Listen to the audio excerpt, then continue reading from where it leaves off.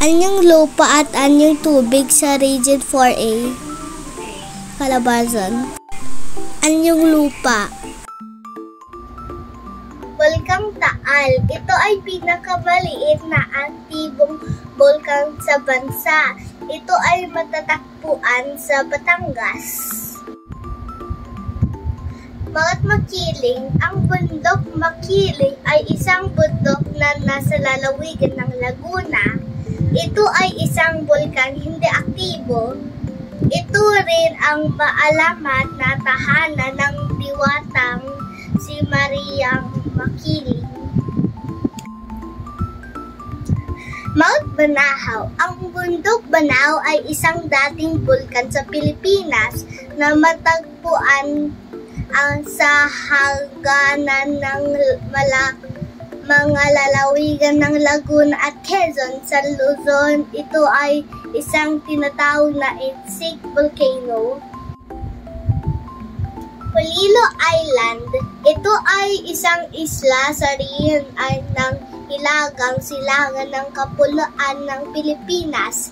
Ito ay mayaman sa likas na yaman, lupa, dagat, tubig, gubat at marami pang iba.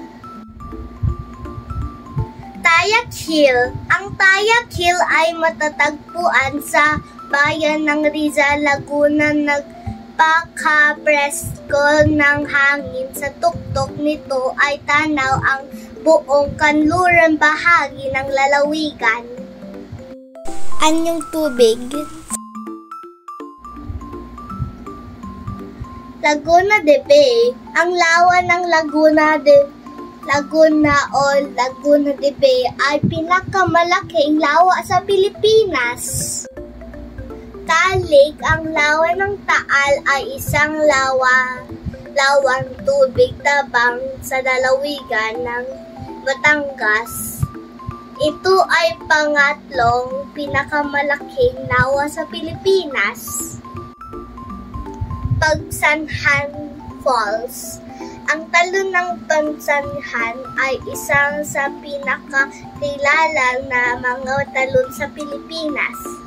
Matatagpuan ito sa lalawigan ng Laguna. Seven Lakes.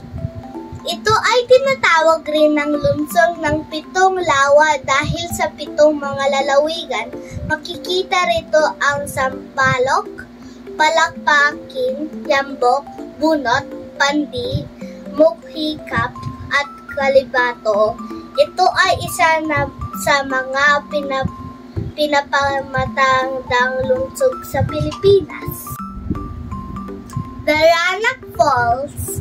Daranak Falls ay nanggaling sa salitang dadanak ang dugo, na ang ibig sabihin ay pag-agos ng dugo.